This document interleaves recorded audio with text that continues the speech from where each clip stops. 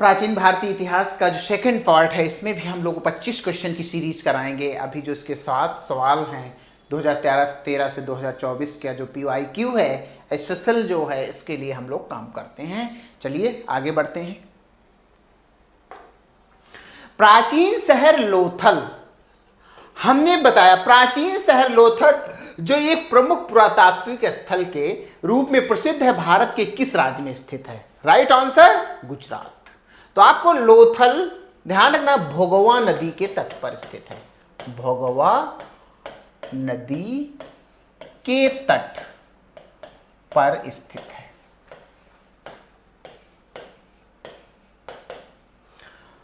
भोगवा नदी के तट पर स्थित है। प्राचीन शहर लोथल जो अब एक प्रमुख पुरातात्विक स्थल के रूप में प्रसिद्ध है, भारत के किस राज्य में स्थित है? तो आप बताएंगे गुजरात में। और किस नदी के तट पर स्थित है? तो आप भोगवा नदी के तट पर स्थित है। क्लियर है? संगम साहित्य किस भारतीय भाषा में लिखा गया है? तो जाहिर सी बात है, जब संगम साहित्य की बात आती है तो भारतीय भाषा की बात आएगी तमिल। चेर, चोल, पांड्या, सातवीपुत्र सब नीचे हैं और तमिल भाषा में है, और इसलिए बताया जाए संगम साहित्य की भारतीय भाषा किस भाषा में लिखा गया है? तो आप बताएंगे क्या? तमिल। क्लियर है? 7वीं शताब्दी के आरंभ में थानेश्वर और कन्नौज के सिंहासन पर कौन बैठा? अरे वाह, वही नाम है हर्षवर्धन। पुष्यभूति वंश का शासक है ये पुष्यभूति वंश का शासक है हर्षवर्धन। और जो कहने का मतलब है कन्नौज और थानेश्वर के सिंहासन पर बैठा। कृष्णदेव राय, ये आपको ध्यान रखना है, केडी राय तुलुव वंश से संबंधित, तुलुव वंश से संबंधित,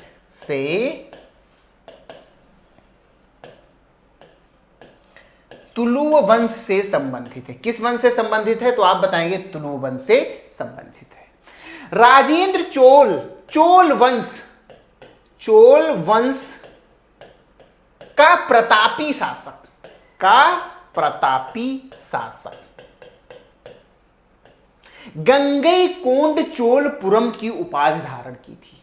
गंगईकोंड चोलपुरम की उपाधि इसको धारण की थी। चंद्रगुप्त द्वितीय गुप्त वंश का शासक, गुप्त वंश का शासक, ध्यान रखना। चंद्रगुप्त द्वितीय, इसने शुद्ध चांदी के सिक्कों का प्रचलन कराया। क्या? परम भट्टारक की चंद्रगुप्त द्वितीय ने परम भट्टारक की उपाधि धारण की। परम भागवत कहा जाता, मेनली सवाल बनता है परम भागवत किसे कहा गया है? तो ये परम भागवत, ये जरूर नोट कर लेना, परम भागवत कहा जाता है। गुप्त वंश का शासक ये है चंद्रगुप्त द्वितीय। गुप्त वंश का बहुत प्रतापी शासक है, जिसे विक्रमादित्य के नाम से जाना जाता है। विक्रमादित्य, नोट करना, विक्रमादित्य के नाम से जाना जाता है। राजेंद्र गंगईकोंड चोलपुरम की उपाधि धारण की। कृष्णदेव राय तुलुव वंश का संस्थापक है और बहुत प्रभावी शासक है। हर्षवर्धन ने भी कन्नौज और थानेश्वर के सिंहासन को सुशोभित किया। तो चंद्रगुप्त द्वितीय परम भागवत की उपाधि धारण की, चांदी के सिक्कों का प्रचलन कराया और 9 रत्न इसके दरबार में थे। सवाल पे गुप्त वंश का कौन सा शासक है जिसके दरबार में 9 रत्नों का उल्लेख आता है? चंद्रगुप्त द्वितीय, जिसे विक्रमादित्य के नाम से जाना जाता है, जिसे परम भागवत कहा जाता है। बिल्कुल सुनना, परम भागवत, चंद्रगुप्त विक्रमादित्य, चांदी के सिक्कों का प्रचलन कराया। क्लियर है ना? ये चंद्रगुप्त द्वितीय की बात आती है और इसके दरबार में 9 रत्नों का उल्लेख पाया गया है। कृष्णदेव राय तुलुव वंश से संबंधित है और देखा जाता है कृष्णदेव राय के दरबार में अष्टदिग्गज के दरबार में 8 कवियों का समूह था। 8 कवियों का समूह था, जिसे अष्टदिग्गज के नाम से जाना जाता है, जिसे अष्टदिग्गज के नाम से जाना जाता है। कृष्णदेवराय के दरबार में 8 कवियों का समूह था। ध्यान रखना है, क्या था? 8 कवियों का समूह था, जिसे अष्टदिग्गज, क्या? अष्टदिग्गज के नाम से जाना जाता है। तुलु वंश का प्रभावी शासक था, चोल वंश का प्रतापी शासक था राजेंद्र चोल। तो इसको आपको ध्यान रखना है, इसको बहुत ठीक से इस पे काम करना होगा। चंद्रगुप्त द्वितीय को परम भागवत कहा जाता है, चंद्रगुप्त द्वितीय को परम भागवत कहा जाता है, गुप्त वंश का प्रभावी शासक कहा जाता है, जिसने विक्रमादित्य की उपाधि धारण की थी, और इसके दरबार में 9 रत्नों का उल्लेख पाया जाता है। राजेंद्र चोल, चोल वंश का संस्थापक विजयालय है, लेकिन सबसे विजयालय के बाद राजराज प्रथम के बाद राजेंद्र चोल, जिसने गंगे कोंड चोलपुरम की उपाधि धारण की। हर्षवर्धन इसका राइट आंसर है जो क्वेश्चन का है। क्लियर है? निम्नलिखित में कौन सा युग्म गलत है? अहोम राजवंश असम बिल्कुल सही है, गजपत राजवंश उड़ीसा बिल्कुल सही है, सरकी राजवंश ना, सरकी साम्राज्य जौनपुर गलत है। क्वेश्चन अकॉर्डिंग ये आंसर सही है। मेवाड़ राजस्थान बिल्कुल सही है। क्वेश्चन के अकॉर्डिंग सरकी राजवंश जो है आपको बताना होगा, ये पंजाब नहीं होगा, इसके स्थान पर सरकी राजवंश की स्थापना, सरकी कहां थे? जौनपुर, जिसे सिराज हिंद के नाम से जाना, जौनपुर शहर को सिराज हिंद के नाम से जाना जाता है, सरकी वंश के शासकों द्वारा स्थापित यहां का जो साम्राज्य था। क्लियर है? नेपाल के कवि भानुभक्त आचार्य, नेपाल के कवि भानुभक्त आचार्य का संस्कृत में नेपाली भाषा में अनुवाद करने के लिए प्रसिद्ध है। किसका कराया था? रामायण का। क्या? रामायण। Right answer Ramayana. ध्यान रखना है, सीधे आपसे सवाल पूछा जाएगा, इसका आंसर क्या सही है, तो आप इसका आंसर बताएंगे क्या? रामायण। योग सूत्र किससे संबंधित है? पतंजलि से। योग सूत्र पतंजलि। महाभारत वेद व्यास, मनुस्मृति मनु, और रामायण तो आप बताएंगे वाल्मीकि। रामायण की रचना किसने की है? वाल्मीकि। मनुस्मृति की रचना की है मनु। महाभारत की रचना किसने की है?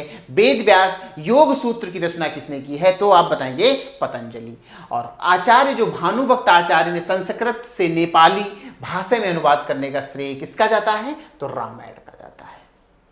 आगे देखते हैं, मौर्य साम्राज्य का संस्थापक कौन है? चंद्रगुप्त मौर्य। चाणक्य की सहायता, विष्णुगुप्त कौटिल्य की सहायता से मौर्य साम्राज्य की स्थापना। महापदम नंद, नंद वंश का संस्थापक क्या है? नंद वंश, नंद वंश का संस्थापक। आपसे सवाल पूछा जाएगा कि नंद वंश का संस्थापक पूछा जाएगा, तो आप बताएंगे का संस्थापक महापदम नंद। बिंदुसार चंद्रगुप्त मौर्य का पुत्र है, और बिंदुसार का पुत्र अशोक है। तो मौर्य साम्राज्य संस्थापक चंद्रगुप्त मौर्य है। वेदों में सबसे पुराना वेद ऋग्वेद है, जिसकी रचना लगभग कितने वर्ष पहले हुई थी? वेदों की रचना कितने वर्ष पहले हुई थी? न 2500, न 5000, न 2000। कितना है इसका राइट आंसर? तो आप बताएंगे 3500 वर्ष। वेदों में सबसे पुराना वेद ऋग्वेद है। कितने वेद हैं? 4। ऋग्वेद, यजुर्वेद, सामवेद और अथर्ववेद। वेदों की रचना किसने की है? तो आप बताएंगे कि वेद जो हैं महर्षि कृष्ण द्वैपायन वेदव्यास के द्वारा, महर्षि कृष्ण द्वैपायन वेदव्यास के द्वारा वेदों की रचना की गई थी। जो सबसे पुराना वेद ऋग्वेद है, जिसकी रचना लगभग 3500 वर्ष पहले हुई। क्लियर है? धम्म शब्द का प्राकृत शब्द है, जिसका संबंध प्राचीन भारत के निम्नलिखित किस शासक से? अरे अशोक। धम्म महामात्रों की नियुक्ति अशोक के 5वें शिलालेख में होता है। कलिंग युद्ध के पश्चात अशोक का हृदय परिवर्तित होता है और उसके बाद देखा जाता है युद्ध के स्थान पर उन्होंने धम्म नीति, युद्ध नीति के स्थान पर धम्म नीति का पालन किया। कहने का मतलब है अशोक ने युद्ध नीति के स्थान पर धम्म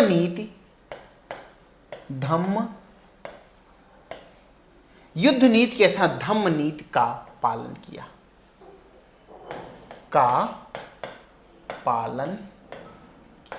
सीधे सवाल पूछा जाता है युद्ध नीति के स्थान पर धम्म नीति का प्रतिपादन किस मौर्य शासक के द्वारा किया जाता है? अशोक। इसीलिए इसने धम्म महामात्रों की नियुक्त की थी। 5वें शिलालेख में उल्लेख है और प्रत्येक 5वें वर्ष देखा जाता है, कहा है कि प्रत्येक कहीं कहीं 5 वर्ष 3 वर्ष प्रत्येक वर्ष देखा जाता था कि वो जो धम्म महामात्र थे वो युद्ध या देखा जाता जो हिंसा थी उसके स्थान पर अहिंसा रूपी बीज को बोने का काम करते थे। क्लियर है? भारत में शुंग वंश के संस्थापक मौर्य वंश के अंतिम शासक को पराजित करके पुष्यमित्र शुंग के द्वारा देखा जाता शुंग वंश की स्थापना की गई थी। तो पुष्यमित्र शुंग इसका नाम है। शुंग वंश के संस्थापक हैं पुष्यमित्र शुंग।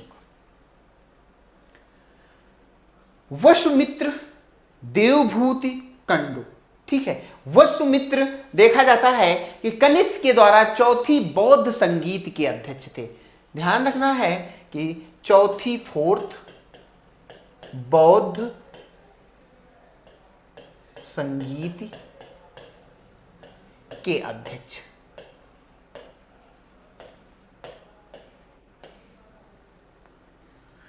चौथी बौद्ध संगीत के अध्यक्ष हैं। कंडु वंश का शासक है, ध्यान रखना है, ठीक है। और पुष्यमित्र शुंग, इनका पूरा नाम है पुष्यमित्र शुंग। क्लियर? दिए गए कथन को पूरा कीजिए। अशोक के अधिकांश शिलालेख प्राकृत में थे, प्राकृत ब्राह्मी लिपि में लिखे गए थे। ब्राह्मी में थे, प्राकृत लिपि में लिखे गए। संस्कृत में थे, ब्राह्मी लिपि में लिखे गए थे। और प्राकृत में थे कि देवनागरी लिपि में लिखे गए थे। आपको ध्यान रखना है अशोक के जो देखा गया कथन में दिए गए शिलालेखों, अशोक के अधिकांश प्राकृत भाषा में, प्राकृत में थे, प्राकृत भाषा और लिपि क्या थी? ब्राह्मी। भाषा थी प्राकृत और लिपि थी ब्राह्मी। ये क्वेश्चन इसका आंसर राइट है। प्राकृत भाषा, लिपि ब्राह्मी। अशोक के जो शिलालेख हैं, पूछा जाए अधिकांश शिलालेख, कितने शिलालेख हैं? 14 शिलालेख। प्रथम शिलालेख में अशोक कहता है सभी मनुष्य मेरी संतान है। प्रथम शिलालेख में अशोक कहता है सभी मनुष्य मेरी संतान है। हड़प्पा स्थलों पर निम्नलिखित में मिली वस्तुओं में से कौन सी वस्तुओं को इंजीनियर आज के पाकिस्तान के पंजाब में पहली रेलवे लाइनों का निर्माण करने के लिए गए थे? तो आपको ध्यान रखना है लोहे की पटरियां, कांसे के धरड़, ईंटें, दरवाजे। तो आपको ध्यान रखना है, तो आप में इसको ध्यान रखना है कि ईंटें। हड़प्पा स्थलों पर निम्नलिखित मिली वस्तुओं में कौन सी वस्तुओं को इंजीनियर आज के पाकिस्तान के पंजाब में पहली रेलवे लाइन का निर्माण करने लिए गए थे? तो क्या मिली? ईंटें। एलिफेंटा गुफाओं में संप्रदाय से जुड़े शैलश्रय रॉक आर्ट, विष्णु की, बुद्ध की, शिव की। एलिफेंटा कहाँ है? ये महाराष्ट्र। एलिफेंटा की गुफाएं पहली बात आपको पता होना चाहिए कहाँ है, तो आप बताएंगे महाराष्ट्र में। विष्णु को समर्पित है कि बुद्ध को समर्पित है कि शिव को समर्पित है और कि तीर्थंकर महावीर को समर्पित हैं? तो आपको बताना होगा ये जो गुफाएं हैं ये एलिफेंटा, ये शिव को समर्पित है। हड़प्पा सभ्यता के अन्य शहरों के विपरीत धौलावीरा शहर को कितने भागों में विभाजित किया गया? प्रत्येक भाग का विशाल पत्थर की दीवार था 3। कितने भागों में? 3 भागों में विभाजित किया गया और 3 ओर से घिरा हुआ भी था। क्लियर है? जैन धर्म के 24वें और अंतिम तीर्थंकर वर्धमान महावीर जन्म 6ठी शताब्दी ईसा पूर्व में कहां हुआ था? तो आप बताएंगे बिहार में। कहां हुआ था भैया? बिहार में। अंतिम तीर्थंकर वर्धमान महावीर अंतिम तीर्थंकर वर्धमान महावीर का जन्म 6ठी शताब्दी ईसा पूर्व में कहां हुआ था? बिहार। कौन सी जगह थी? कुंडग्राम, वैशाली। बिहार में जगह कौन थी? कुंडग्राम वैशाली। उनके बचपन का नाम था वर्धमान। क्या नाम था? वर्धमान। नेक्स्ट, धौलावीरा लोथल की प्राचीन हड़प्पा बस्तियां वर्तमान में भारतीय राज्य किसमें हैं? गुजरात में है। धौलावीरा और लोथल, ये लोथल भगवा नदी के तट पर स्थित है। ये बार बार ध्यान रखना है। और ये कहां है? गुजरात में। क्लियर है? प्रयाग प्रशस्ति में संकलित की गई हैं क्या? संस्कृत की, प्राकृत की, पाली, हिंदी। प्रयाग प्रशस्ति है किसकी? आपको यह ध्यान रखना है। जो प्रयाग प्रशस्ति की बात करते हैं, जब बात आती है कि प्रयाग प्रशस्ति में, तो वो किसकी है? संस्कृत। समुद्रगुप्त की प्रयाग, जो समुद्रगुप्त का उल्लेख है प्रयाग प्रशस्ति में पाया गया है। और समुद्रगुप्त का जो उल्लेख, समुद्रगुप्त की विजयों का जो उल्लेख भी, वो भी प्रयाग प्रशस्ति। और प्रयाग प्रशस्ति की रचना हरिशेण के द्वारा की जाती है। तो प्रयाग प्रशस्ति जो है किस संकलित की गई है, किस भाषा में? तो संस्कृत। 712 ईसा पूर्व में भारत पर हुए अरब आक्रमण का नेतृत्व किसने किया था? मोहम्मद बिन कासिम। सिंध के राजा दाहिर पर 712 ईस्वी सिंध के राजा दाहिर पर मोहम्मद बिन कासिम ने सिंध के राजा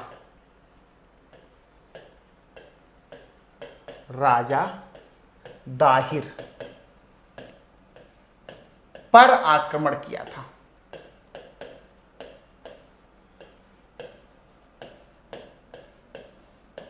और यह प्रथम मुस्लिम आक्रमणकारी था।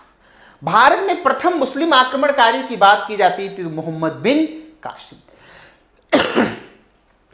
देखा जाता है कि अरबों का प्रथम आक्रमण एक मुस्लिम के रूप में मोहम्मद बिन कासिम के द्वारा 712 ईस्वी में होता है, जो सिंध के राजा दाहिर। और ये मोहम्मद बिन कासिम ने ही सबसे पहले भारत में जजिया कर वसूली की बात की थी। जजिया कर सर्वप्रथम जजिया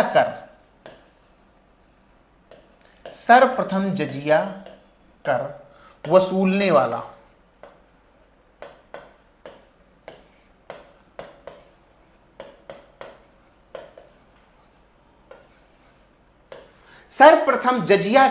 जजिया कर क्या था? गैर मुस्लिमों से लिया जाने वाला एक कर था। मोहम्मद बिन कासिम ने जब सिंध पर आक्रमण किया, सिंध का राजा दाहिर पराजित होता है और उसकी हत्या हो जाती है। सिंध को उसने अपने कब्जे में किया या सिंध पर अधिकार किया। उसके बाद जो कर वसूला, वहां पर उसका नाम दिया जजिया कर, अर्थात गैर मुस्लिमों से लिया जाने वाला जो एक कर था वो जजिया कर था। भारत में प्रथम मुस्लिम आक्रांता की बात आती है तो मोहम्मद बिन कासिम की बात आती है। क्लियर? अशोक के कंधार अभिलेखों की खोज किस वर्ष हुई थी? बहुत इंपॉर्टेंट सवाल है। कंधार, काबुल देखा जाता है। जो बात आती है कि सबसे पहले 1958 की बात करते हैं। सीधे आपको एक फैक्ट रखना पड़ेगा। करंट में से देखा जाता है अशोक के कंधार अभिलेखों की खोज किस वर्ष की गई थी? 1958 में। सिंधु घाटी सभ्यता के घरों में कमरे आमतौर पर एक के आसपास बने होते थे। कुएं, अंगीठी, आंगन की, पानी की टंकी। सिंधु घाटी सभ्यता के घरों में कमरे आमतौर पर एक के पास बने होते थे। इसका आंसर होगा आंगन। आंगन तो जाहिर सी बात है, कुएं का सवाल ही नहीं उठता है। सिंधु घाटी सभ्यता के घरों में कमरे आमतौर पर एक के आसपास बने होते थे। किसके? आंगन के आसपास बने होते थे। तो आंगन जाहिर सी बात है लॉजिकल है, आंगन ही इसका राइट आंसर है। क्लियर है? कुएं में मत लगा देना।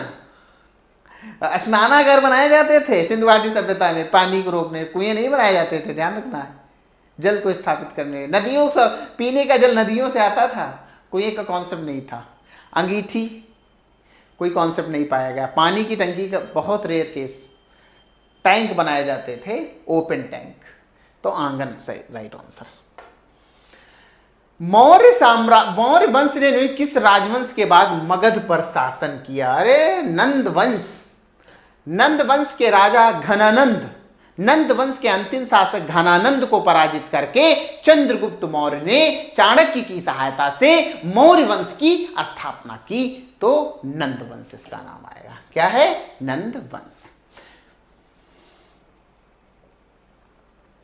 निम्नलिखित में कौन सा प्राचीन भारत में इलांगो द्वारा रचित एक प्रसिद्ध तमिल, अरे शिल्पाधिकारम। शिल्पाधिकारम एक तमिल ग्रंथ है जिसकी रचना इलांगो अदिगल के द्वारा की जाती है। पूरा नाम इनका है इलांगो अदिगल, ध्यान रखना। इलांगो अदिगल के द्वारा शिल्पाधिकारम नामक एक महाकाव्य की रचना की जाती है ना। अच्छा, शिशुपाल वध रामचरितमानस की रचना तुलसीदास। किसने की है? तुलसीदास ने की है। ऐत्रेय ब्राह्मण किसका है? ऋग्वेद का है। ऐत्रेय ब्राह्मण किसका है? ऋग्वेद का है। रामचरितमानस तुलसीदास। शिल्पाधिकारम एक तमिल महाकाव्य है जो इलांगो अदिगल के द्वारा रचा गया है। क्लियर है? बाणभट्ट ने, अरे बाणभट्ट ने किसकी जीवनी? अरे हर्षवर्धन। गुड। बाणभट्ट हर्षवर्धन के जीवन काल, हर्षवर्धन के शासन सत्ता का उल्लेख बाणभट्ट ने किया है। हर्षचरित्र, ध्यान रखना। बाणभट्ट की रचना का नाम है हर्षचरित्र। हर्षचरित्र। बाणभट्ट की रचना का नाम क्या है? हर्षचरित्र। आगे देखते हैं। निम्नलिखित में किस मौर्य राजा के शासन काल में कलिंग युद्ध लड़ा गया था? अशोक।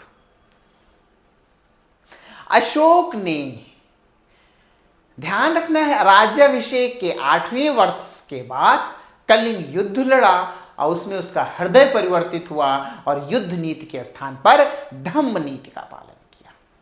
और शायद मौर्य वंश में पतन, बौद्ध धर्म को जब फॉलो किया और हिंसा अहिंसा बहुत ज़्यादा अहिंसक हो जाता। कहने का मतलब है अहिंसा के प्रति, मतलब जीवों की हत्या न करना, न युद्ध लड़ना, ये एक राजा के आयामों में कहीं नहीं ठहरता था। इसलिए ये राज्य के पतन में भी एक अहम भूमिका उसकी रहती है। तो मौर्य राजा के शासनकाल में कलिंग युद्ध लड़ा गया। तो अशोक के शासन, अशोक के द्वारा कलिंग युद्ध लड़ाया। और कलिंग कहाँ पड़ता है? उड़ीसा में पड़ता है। निम्नलिखित में यूनानी शासकों में किसने मेगस्थनीज को चंद्रगुप्त मौर्य के दरबार में भेजा था? Seleucus Nicator. सिल्यूकस निकेटर का राजदूत था। सिल्यूकस निकेटर का राजदूत मेगस्थनीज। और मेगस्थनीज की पुस्तक का नाम है इंडिका। इंडिका में जो उल्लेख पाया गया है तो भारत के संदर्भ में उल्लेख पाया गया है। भारत का जो विवरण है इंडिका में उल्लिखित है, जिसकी इंडिका की रचना मेगस्थनीज ने की थी। और सिल्यूकस निकेटर का ये राजदूत था जो चंद्रगुप्त मौर्य के दरबार में आया था। सवाल पूछा जाता है इंडिका की रचना किसने की? तो मेगस्थनीज ने की। मेगस्थनीज कहाँ का था? तो आप बताएंगे मिस्र या सिल्यूकस निकेटर का राजदूत था। कौन? तो आप बताएंगे मेगस्थनीज। तो निम्नलिखित में यूनानी शासकों में किसने मेगस्थनीज को चंद्रगुप्त मौर्य के दरबार में भेजा था? तो आप बताएंगे सेल्यूकस निकेटर। और सेल्यूकस निकेटर का राजदूत मेगस्थनीज। रवि कीर्ति निम्नलिखित में किस चालुक्य शासक की प्रसिद्ध रचना है? बहुत इंपॉर्टेंट है कि रवि कीर्ति किस चालुक्य शासन की, तो पुलकेशिन द्वितीय, किसकी बात करते हैं, पुलकेशिन द्वितीय। रवि कीर्ति ने निम्नलिखित में किस चालुक्य शासक की प्रशस्ति की रचना की है, तो पुलकेशिन द्वितीय की।